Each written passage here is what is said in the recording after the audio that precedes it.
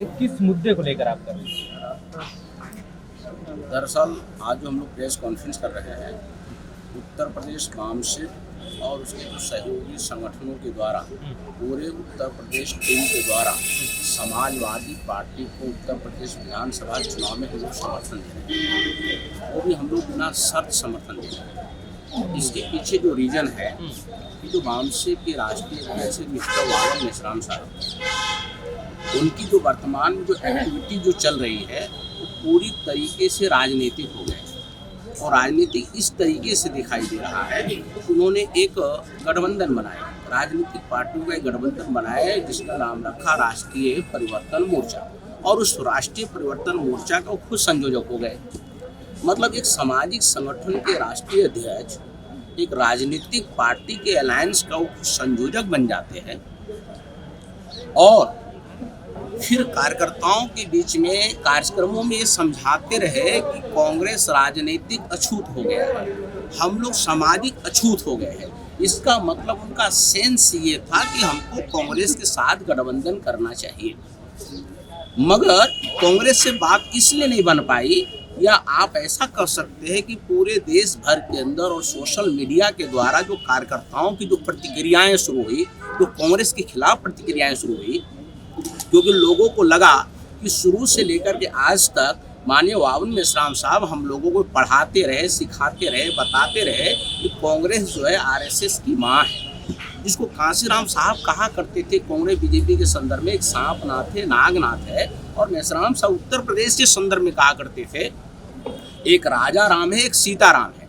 अब उनके साथ इस तरह की बातें करना और कार्यकर्ताओं की नाराजगी की वजह से वो उनको साथ छोड़ा। फिर उन्होंने प्लान बनाया कि समाजवादी पार्टी के साथ गठबंधन किया जाए।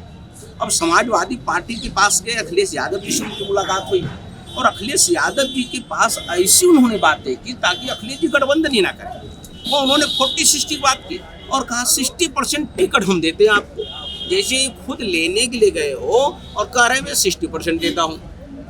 उन्हें बातें ऐसी की ताकि अखिलेश जी गठबंधन ही ना करे, क्योंकि इस बातों से लगता है कि कांग्रेस से मैनेज हो, क्योंकि उनके अंदर एक व्यक्ति पूजा, एक नायक पूजा की भावना आ गई और नायक पूजा की भावना आ गई। उन्होंने 21 नवंबर को अपनी जन्मदिन मनाने की घोषणा कर दी और 5-6 दिन के अंदर महाराष्ट्र के लोगों ने उनको 21 करोड़ रुपया का चेक भेंट किया।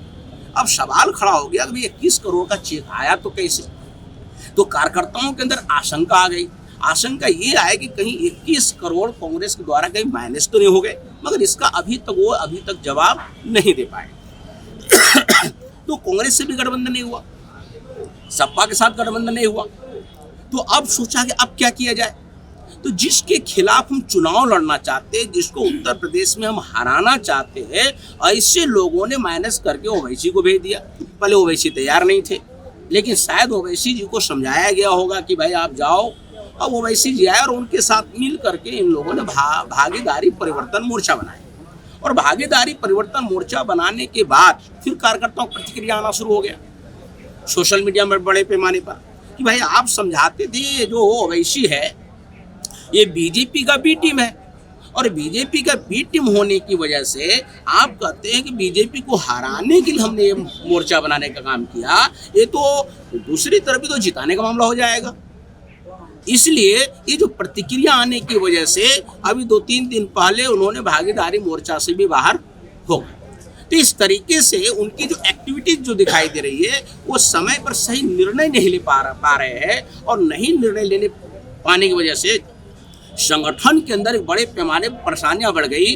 कार्यकर्ता लोग छोड़ रहे हैं, लोग रिजाइन देने का काम कर रहे हैं, कार्यकर्ताओं की धमकियां मिल रही है। तो 5 साल 10 साल 20 साल से जो वर्क करने का काम कर रहे हैं उनके लिए परेशानियां बढ़ गई कि भाई इस विचारधारा के साथ थे अब कहाँ हम लोग जाए। तो इतने बड़े पैमाने पर जो खलबली उत्तर प्रदेश में मची हुई है, इन सारी बातों को हम लोगों को ध्यान में देख करके हम लोगों ने देखा कि एक जो बीजेपी 2014 में आई और 2014 में आने के बाद जो सारा देश भर के अंदर घटनाक्रम हुआ, और सबसे बड़ा घटनाक्रम तो ये है कि भारत का संविधान तो जलाया गया। उत्तर प्रदेश में जब बीजेपी की गवर्नमेंट आई तो गवर्नमेंट आने के बाद आप देखते हैं कि कई जिलों के अंदर पिछड़ों की हत्याएं की गई, कई कुर्मियों का मर्डर हुआ, कोई यादवों का मर्डर हो गया। तो इस तरीके से ये जो सारा जो बीजेपी के द्वारा सारा हुआ, मनुवादी ताकतों के द्वारा हुआ, तो हम लोगों की ये आशंका है कि अगर उत्तर प्रदेश में बीजेपी अगर पुनः आ गई तो निश्चित तौर पे 2024 में आ सकता है। तो भाई अब बीजेपी को रोका कैसे जाए? उसको रोकने वाले मूल निवासी बहुजन समाज के अंदर कौन सी पार्टियां है?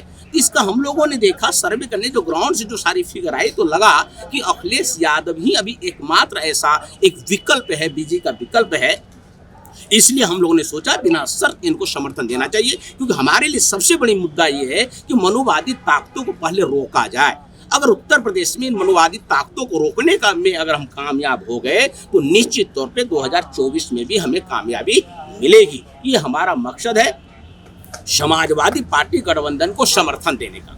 फिर उसमें भी हम लोगों ने देखा कि वामसेप से समर्थित एक पार्टी, पॉलिटिकल पार्टी है बहुजन मुक्ति पार्टी, और बहुजन मुक्ति पार्टी की कुछ सीटें ऐसी है जहां हम लोग जीत भी सकते हैं। तो हम ऐसे कार्यकर्ताओं को और पूरे उत्तर प्रदेश अपील करते हैं, जो सीटें हम बहुजन मुक्ति पार्टी द्वारा जीत सकते हैं निश्चित तौर पर जिताने का काम किया जाए। और समाजवादी पार्टी के द्वारा भी अगर कोई मनुवादी कैंडिडेट या मानवता विरोधी जो कैंडिडेट अगर मान लिया आते हैं तो आपके लिए खुला विकल्प है, जनता के लिए खुला विकल्प है, हमारे कार्यकर्ताओं के लिए खुला विकल्प है कि आप व्यक्तिगत तौर पे ऐसे सीटों पर कैंडिडेट का चयन करें जो वहां उस विधानसभा के लिए बेहतर हो सकते हैं।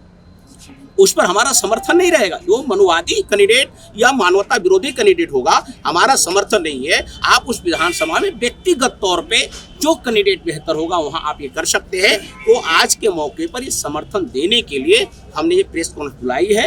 आप लोग आए, बहुत बहुत धन्यवाद। इस मौके में इतना ही कहना सकता हूँ। सर, इसमें जो ये आपने वामसेप सहयोगी संगठन लिखे हुए हैं, तो क्या इसमें अभी आपकी जिम्मेदारी वामसेप के तौर पर है किसी पद पर?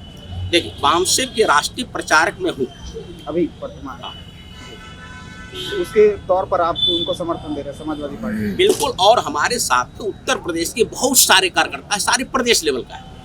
और खास तौर पर जो इम्प्लॉय लोग हैं, चूंकि हम समर्थन दे रहे थे, इम्प्लॉय लोगों का चेहरा तो सामने नहीं ला सकते, लेकिन इंटरनली तौर पे पूरे उत्तर प्रदेश के इम्प्लॉय समर्थन। तो क्या इसमें जो है राष्ट्रीय अध्यक्ष जो वामसेप के हैं वो भी शामिल हो सकते हैं? अब उनकी मर्जी, अब उनकी मर्जी। इस प्रेस कॉन्फ्रेंस के बाद अब वो क्या निर्णय लेते हैं, क्या तय करते हैं, हम ये उत्तर प्रदेश के द्वारा हमारा निर्णय है जो हम समर्थन देने का काम। सर, कौन? हमारी कोई पार्टी नहीं है। हमारी समर्थित पार्टी है बहुजन मुक्ति पार्टी, जो कुछ सीटों पर है जहां हम लोग तय करेंगे कहां जीतने वाली है, वहां हम समर्थन देंगे। इसमें अन्य सहयोगी संगठन लिखे हुए हैं, तो कितने संगठन लगभग समर्थन दे रहे हैं? जैसे उत्तर प्रदेश के कम से कम 20 संगठन अभी हमारे साथ में है जो वामसेप सहयोगी संगठन करते हैं। उसके बाद भी कोई और संगठन आपके संपर्क में? नहीं, अगर अलग संगठन मान लिया अगर समर्थन देते हैं तो उसका स्वागत है। तो सर, क्या जैसे वामसेप ये उत्तर प्रदेश वामसेप की टीम आपका रिप्रेजेंटेशन करते हुए आप ये समाजवादी पार्टी को समर्थन दे रहे हैं, क्या इससे वामसेप भी कई भागों में डिवाइड हो जाएगा? नहीं, ऐसा डिवाइड होने नहीं देंगे।